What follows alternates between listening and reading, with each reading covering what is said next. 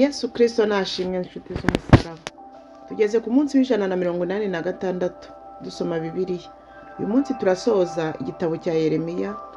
Turahera ku bice 50 tugeze ku bice 52. Reka dusome mu izina rya Yesu. Ibyago bizagera kuri Babuloni n'Abakarudaya. Ijambo ry'Uwiteka ryavuye kuri Babuloni no ku gihugu cy'Abakarudaya arivugisha umuhanuzi Yeremiya. Nimurimenyeshe mu mahanga, muryamamaze kandi mushinga ibendera, muryamamaze mwe kurihisha, muti Babuloni hanyazwe Beli hakojejwe isoni, Merodaki yakutse umutima, ibishushanyo bye byamwajwe, ibigirwamana bye byamenaguritse. Kuko ikasikasi haturutse ishyanga rimuteye, rizahindura igihugu cye amatongo kandi ntawe uzakibamo. Si abantu, si amatungo, byose byahunze. Muri iyo minsi no muri icyo gihe niko Uwiteka avuga, Abisiraheli bazaza bari kumwe n'Abayuda, bazagenda barira bashaka Uwiteka Imana yabo. Bazayoboza i Siyoni baherekeje amaso bati, nimuze mwiyuzuze n'Uwiteka, musezerane isezerano ry'iteka ritazibagirana. Ubwoko bwanjye bwabaye intama zazimiye, zizimijwe n'abungeri bazo. Bazirorongotaniriza mu misozi, ziva ku musozi umwe zikajya ku wundi, zibagiwe ikiraro cyazo. Abazibonye bose baraziriye, abanzi bazo bakavuga bati, nta rubanza ruturiho, kuko bacumuye ku Uwiteka, ari we buturo bwo gukiranuka, kandi ari we byiringiro bya ba sekuruza. Nimuhunge muve muri Babuloni, muve mu gihugu cy'Abakarudaya, mumere nk'amasekurume y'ihene ajya imbere y'imikumbi. Kuko ngiye gukoranya amahanga akomeye aturutse mu gihugu cy'ikasikasi nyateza i Babuloni, bahateze urugamba. Bazahera ko bahindurwe, imyambi yabo izaba imeze nk'iy'intwari y'umukorogoto, kandi ntawe uzagaruka ubusa. Kandi Bukarudaya hazaba umunyago, abahanyaga bose bazahaga, niko Uwiteka avuga. Naho mwanezerewe, naho mwishimye, mwabanyaga umwandu wanjye mwe, nubwo mwabyibushye nk'ishashi yahuwe mu rwuri, mukivuga nk'amafarashi akomeye. Nyoko azakozwa isoni rwose, uwababyaye azamwara. Dore azahinduka uw'inyuma mu mahanga, amere nk'igihugu cy'ubukuna kidaturwa kandi gikakaye. Ntihazaturwa kubw'uburakari bw'Uwiteka, ahubwo hazaba amatongo rwose. Uzanyura i Babuloni wese azatangara yimyoze, abonye ibyago byaho byose. Nimuteze urugamba rwo kugota i Babuloni, mwa bafozi b'umuheto mwe mwese. Nimuharase mwe kuziganya imyambi, kuko hacumuye ku Uwiteka. Nimuhasakurizeho impande zose, harayobotse. Ibihome byabo byaraguye, inkike zaho zarasenyutse, kuko ari uguhora ku Uwiteka. Nimuhahore muhagenzereze nk'uko hagiriye abandi. Ababibyi b'i Babuloni n'abatemesha imihoro mu gihe cy'isarura mubamareyo. Gutinya inkota irimbura bizatuma umuntu wese asubira mu bwoko bwe, kandi umuntu wese azahungira mu gihugu cy'iwabo. Abisiraheli bazakizwa. Isiraheli ni intama yazimiye, intare zaramwirukanye. Ubwa mbere yariwe n'umwami wo muri Ashuri, none ubuheruka Nebukadinezari umwami w'i Babuloni yamuvunnye amagufa. Nicyo gituma Uwiteka Nyiringabo, Imana ya Isiraheli, ivuga ngo, dore ngiye guhana umwami w'i Babuloni n'igihugu cye, nk'uko nahanye umwami wo muri Ashuri. Nawe Isiraheli nzamugarura mu kiraro cye, azaragirwa i Karumeli n'i Bashani, kandi ubugingo bwe buzaragira mu mpinga z'imisozi ya Efurayimu n'iyi Galeyadi. Muri iyo minsi no muri icyo gihe, igicumuro cya Isiraheli kizashakwa kibure, n'ibyaha bya Yuda nabyo ntibizaboneka, kuko nzababarira abo nasize mbarokoye, niko Uwiteka avuga. Uko i Babuloni hazatsindwa, zamuka utere igihugu cy'i Meratayimu, utere n'abaturage b'i Pekodi, ubice kandi barimbure rwose. ubakurikirane ukore uko ibyo nagutegetse byose biri, niko Uwiteka avuga. Urusaku rw'intambara ruri mu gihugu n'urwo kurimbura rukomeye. Yemwe inyundo y'isi yose ko yacitse igatana, i Babuloni hahindutse amatongo mu yandi mahanga. Naguteze umutego none uwuguyemo, yewe Babuloni, kandi ntiwabimenye. Wabonetsweho kurwanya Uwiteka maze urafatwa. Uwiteka yakinguye ububiko bwe bw'intwaro, avanamo intwaro z'uburakari bwe, kuko umwami Uwiteka Nyiringabo afite umurimo wo gukora mu gihugu cy'Abakaludaya. Nimuze muhatere muturutse hose, mukingure ibigega byaho, muhahindure ibirundo, muharimbure rwose, mwe kugira icyaho musiga. Mukembe amapfizi yaho yose, muyamanure ajye mu ibagiro. Babonye ishyano, kuko igihe cyabo kigeze, n'umunsi wo guhanwa kwabo. Ijwi ry'impunzi zirokotse mu gihugu cy'i Babuloni ryumvikanye rimenyesha i Siyoni guhora k'Uwiteka Imana yacu, ihorera urusengero rwayo. Muhamagara abarashi batera i Babuloni, abafuzi b'imiheto bose. Muteze urugamba muhagote, ntihagire n'umwe waho usimbuka. Muhiture ibihwanye n'imirimo yabo, uko hagenze kose abe ariko muhagenzereza. Kuko hagize ubwibone, agasuzugura Uwiteka Uwera wa Isiraheli. Nicyo gituma abasore baho bazagwa mu nzira zabo, kandi muri uwo munsi ingabo zaho zose zizaceba, niko Uwiteka avuga. Dore uranyiteje, yewe mwibone we, kuko umunsi wawe ugeze, igihe nzaguhanaho, niko Uwiteka Nyiringabo avuga. Mwibone azasitara agwe, kandi ntawe uzamubyutsa. Nzakongeza umuriro mu midugudu ye, maze utwike abamukikije bose. Uku niko Uwiteka Nyiringabo avuga ati, aba Isiraheli n'Abayuda barenganirijwe hamwe, kandi ababajyanye ari imbohe barabakomeza, banga kubarekura ngo bagende. Umucunguzi wabo arakomeye, Uwiteka Nyiringabo niryo zina rye. Azababuranira rwose kugira ngo aruhure isi, kandi atere impagarara abatuye i Babuloni. Inkota igeze ku Bakaludaya no ku batuye i Babuloni, no ku bikomangoma byaho no ku banyabwenge baho, niko Uwiteka avuga. Inkota igeze ku birasi, kandi bazahinduka abapfapfa. Inkota igeze ku ntwari zaho, kandi zizashoberwa. Inkota igeze ku mafarashi yaho no ku magare yaho, no ku ruvange rw'abanyamahanga babarimo, bazaba nk'abagore. Inkota igeze ku butunzi bwabo, kandi bazanyagwa. Izuba rigeze ku mazi yaho, kandi azakama, kuko ari igihugu cy'ibishushanyo bibajwe, kandi ibigirwamana byabo byabatwaye umutima. Nicyo gituma inyamaswa zo mu kidaturwa n'amasega ariho bizaba, n'imbuni zizahaba, kandi ntihazongera guturwamo iteka ryose. Ntabwo hazaturwamo uko ibihe bibaha ibindi. Uko Imana yarimbuye i Sodomu n'i Gomora n'imidugudu yegeranye naho, niko naho nta muntu uzahatura, kandi nta mwana w'umuntu uzahasuhukira, niko Uwiteka avuga. Dore haje ubwoko buturutse ikasikasi, kandi ubwoko bukomeye n'abami benshi bazahagurutswa bava mu mpera z'isi, bitwaje imiheto n'amacumu n'inkazi ntibababarira. Ijwi ryabo rihorera nk'inyanja, kandi bagendera ku mafarashi. Umuntu wese ateje urugamba nk'umuntu ugiye mu ntambara. Barabuteye, wa mukobwa w'i Babuloni. Umwami w'i Babuloni yumvise inkuru zabo, maze amaboko ye araraba. Kwiheba kumugeraho n'umubabaro nk'uw'umugore uri ku nda. Dore azazamuka ameze nk'intare, ava ku mwuzure wa Yorodani, atera ubuturo bukomeye. Ariko nzabubirukanamo batunguye. Uwatoranijwe niwe nzabwegurira. Ninde uhwanye nanjye? Ninde tuzahana isango? N'umwungeri uzanyimira ninde? Nuko rero nimwumva inama Uwiteka yerekeje kuri Babuloni, n'imigambi yagambiriye ku gihugu cy'Abakaludaya. Ni ukuri bazabakurura babajyane kure, ndetse n'abato bo mu mukumbi.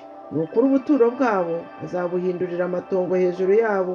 Isi itigizwa n'urusaku rwo kunyagwa kw'i Babuloni, kandi gutakwa kumvikana mu mahanga. Yeremiya ibice 51.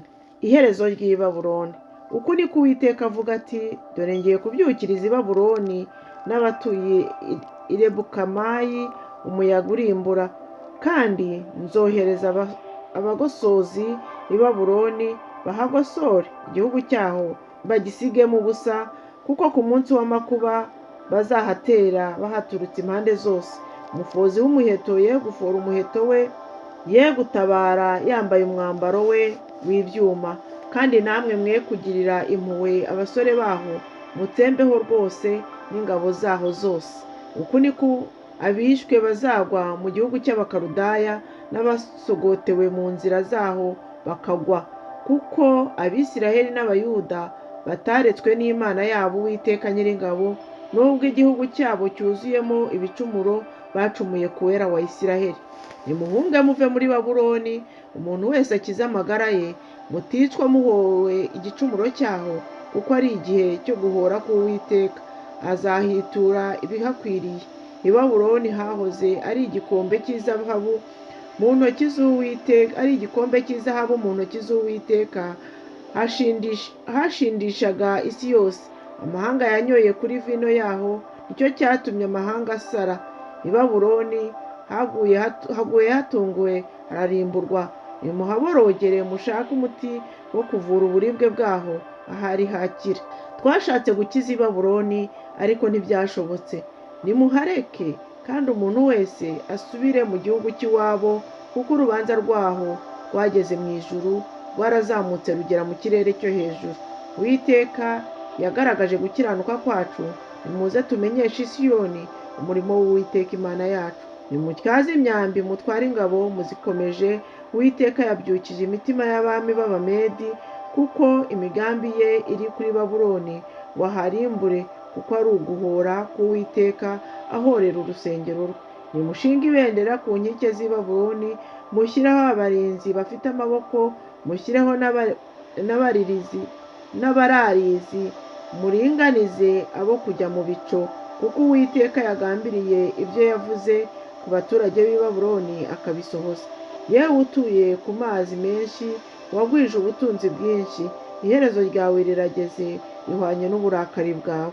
Uwiteka Nyiringabo arirahiye ati ni ukuri nzakudendezaho ingabo zimeze nk'ubuzikira zikuvuzeho induru.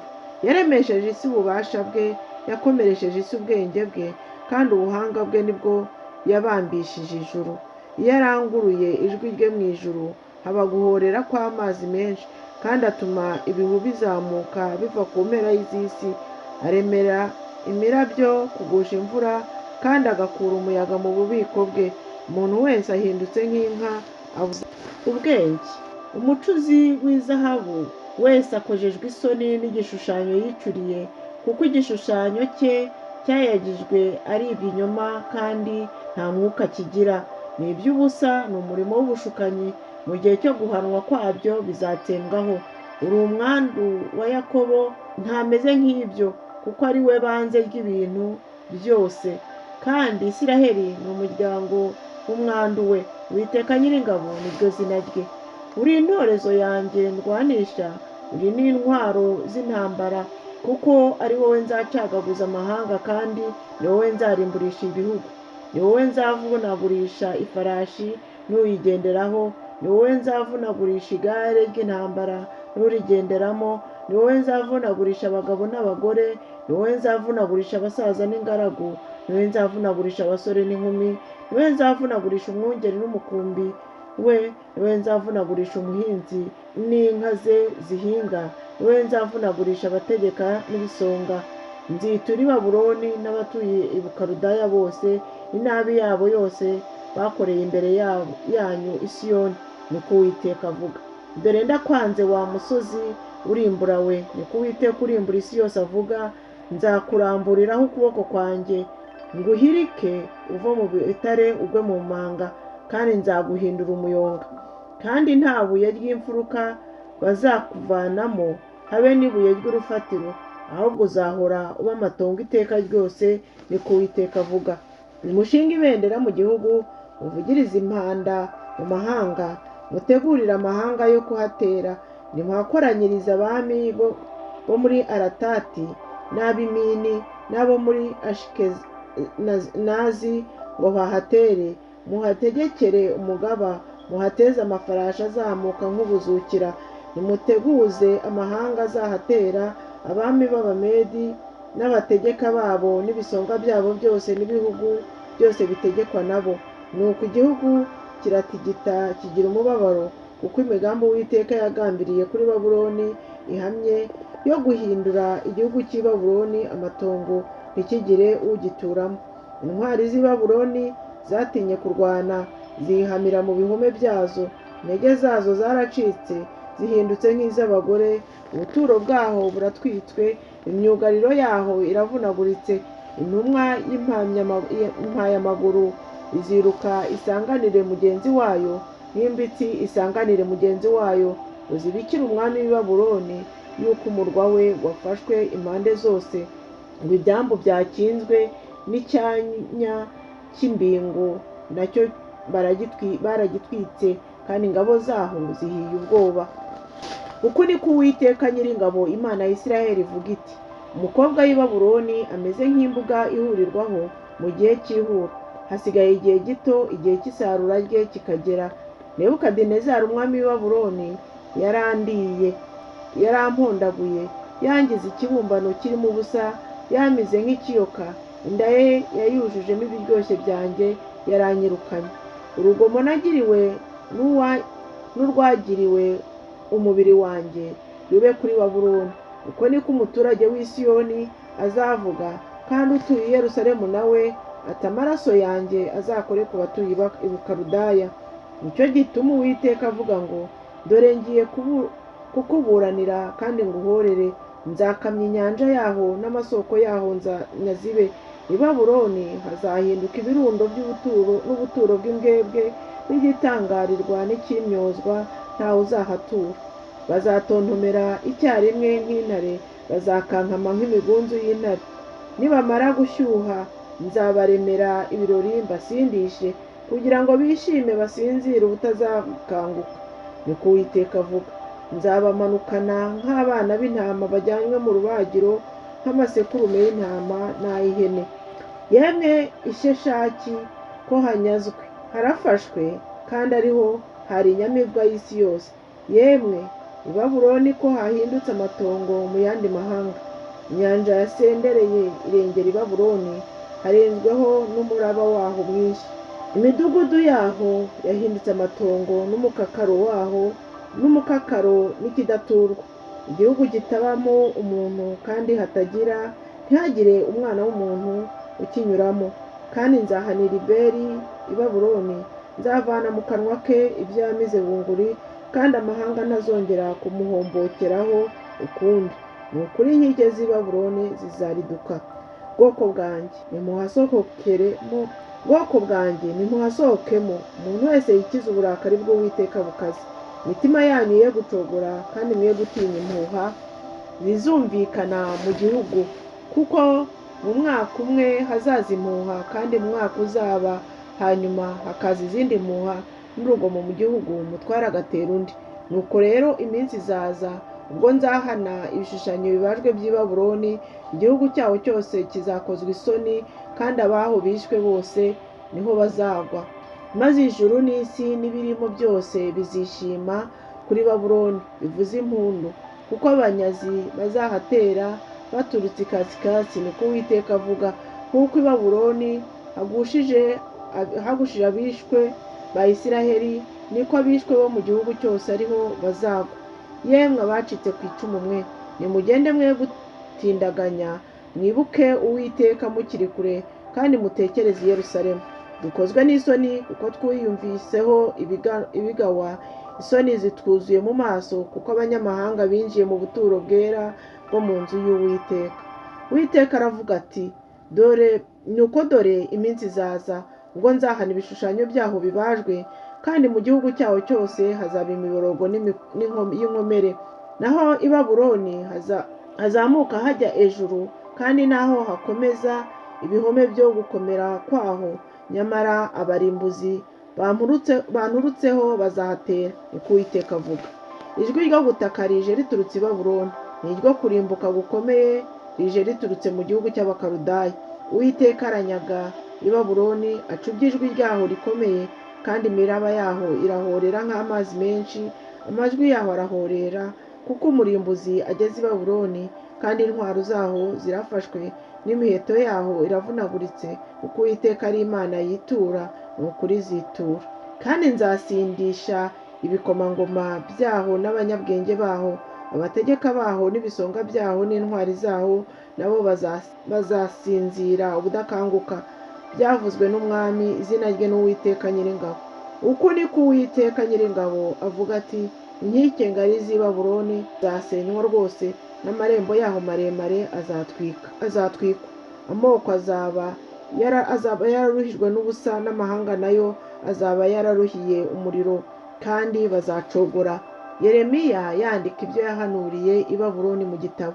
Ijambo umuhanuzi Yeremiya yategetse Seraya mwene Neriya mwene Mahaseya igihe yajyanaga na Sedekiya umwami w'Ubuyuda i Babuloni mu mwaka wa 4 wo ku ngoma ye. Seraya uwo yari umutware w'abashashi. Maze Yeremiya yandika mu gitabo ibibi byose bizatera i Babuloni, ndetse n'amagambo yose yanditswe yerekeye kuri Babuloni. Yeremiya abwira Seraya ati: nugera i Babuloni ntukabure kuhasomera ayo magambo yose, kandi uzavuga uti: yewe Uwiteka wavuze iby'aba aha hantu, ibyo kuharimbura, ko hatazagira uhaba ari umuntu cyangwa itungo, ahubwo ko hazaba amatongo iteka ryose. Nuko nurangiza gusoma iki gitabo, uzagihambireho ibuye, ukijugunye mu ruzi Ufurate hagati, maze uvuga uti: uku ni ko i Babuloni hazazika, kandi ntihazongera kubyuka hasize ibyago nzahateza, nabo bazacika intege. Iyo niyo ndunduro y'amagambo ya Yeremiya. Yeremiya ibice 52. Sedekiya ajyanwa i Babuloni. Sedekiya yimye amaze imyaka 21 avutse, amara imyaka 11 akiri ku ngoma i Yerusalemu. Nyina yitwaga Hamutali, yari umukobwa wa Yeremiya w'i Libuna. Akorera ibibi imbere y'Uwiteka nk'uko Yehoyakimu yagenje kose. Uburakari bw'Uwiteka bwageze i Yerusalemu n'i Buyuda, kugeza ubwo yabirukanye ngo bamuve imbere. Sedekiya agomera umwami w'i Babuloni. Nuko mu mwaka wa 9 wo ku ngoma ye, mu kwezi kwa 10 ku munsi wa 10 w'uko kwezi, Nebukadinezari umwami w'i Babuloni we n'ingabo ze zose batera i Yerusalemu, barahagerereza, bahubaka ibihome impande zose. Nuko umurwa uragotwa, birinda bigeza mu mwaka wa 11 w'umwami Sedekiya. Mu kwezi kwa 4 ku munsi wa 9 w'uko kwezi, inzara iba icyago mu murwa, kandi abantu bo mu gihugu bari babuze ibyo kurya. Maze umurwa ucikamo icyuho, ingabo zose zirahunga, ziva mu murwa nijoro, zinyura mu nzira yo mu irembo riri hagati y'inkike zombi, riri ku murima w'umwami, zerekera muri Araba. Nabo abakaludaya bari bagose umudugudu. Maze ingabo z'abakaludaya zikurikira umwami Sedekiya, zimufatira mu bisiza by'i Yeriko. Ingabo za Sedekiya zose ziherako ziramuhana, ziratatana. Maze zifata umwami Sedekiya, zimushyira umwami w'i Babuloni Ribula mu gihugu cy'i Hamati, maze amucira urubanza. Nuko umwami w'i Babuloni yicira abahungu ba Sedekiya mu maso ye, n'ibikomangoma by'i Buyuda byose abyicira i Ribula. Maze anogora Sedekiya amaso, amubohesha iminyururu, amujyana i Babuloni, amushyira mu nzu y'imbohe, arinda agwamo. Nebukadinezari anyaga ibintu byo mu nzu y'Imana, babijyana i Babuloni. Nuko mu kwezi kwa 5 ku munsi wa 10 w'uko kwezi, ari mu mwaka wa 19 wa Nebukadinezari umwami w'i Babuloni, Nebuzaradani umutware w'abarinzi wari igisonga cy'umwami w'i Babuloni azi i Yerusalemu, atwika inzu y'Uwiteka n'ingoro y'umwami n'amazu y'i Yerusalemu yose, n'inzu y'umwami ukomeye wese arayatwika yose. Ingabo zose z'abakaludaya zari kumwe n'umutware w'abarinzi, zisenya inkike zose zari zikikije Yerusalemu. Maze Nebuzaradani umutware w'abarinzi ajyana abinazi bo mu bantu baho ari imbohe, n'abacitse ku icumu bari basigaye mu murwa, n'impunzi zacikiye ku mwami w'i Babuloni, n'abandi bantu bari basigaye. Ariko Nebuzaradani umutware w'abarinzi asiga abinazi bo mu gihugu ngo bakenure inzabibu babe n'abahinzi. Maze abakaludaya bamenagura inkingi z'imiringa zari mu nzu y'Uwiteka n'ibitereko n'igikarabiro kidendeje cy'umuringa wo mu nzu y'Uwiteka. Bajyana imiringa yabyo yose i Babuloni.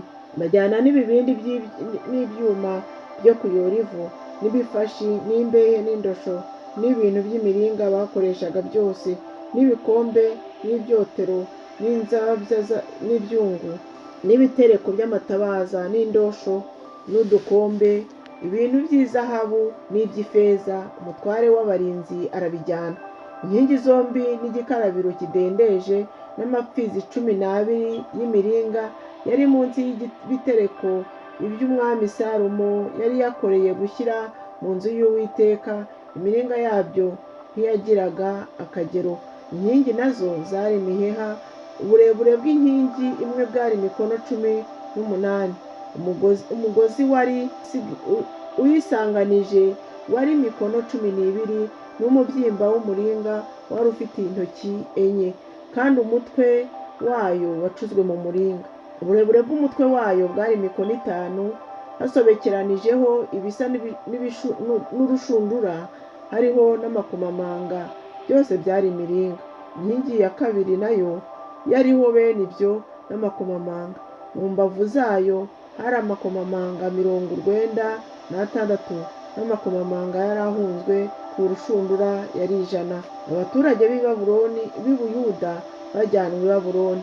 Umutware w'abarinzi ajyana Sedekiya umutambyi mukuru na Zefaniya umutambyi wa kabiri n'abakumirizi 3, no mu murwa hakura umutware wategekaga ingabo n'abantu 7 bo mu babanaga n'umwami babonetse mu murwa, n'umwanditsi w'umugaba w'ingabo wandikaga abantu bo mu gihugu, n'abantu 60 bo mu gihugu babonetse mu murwa.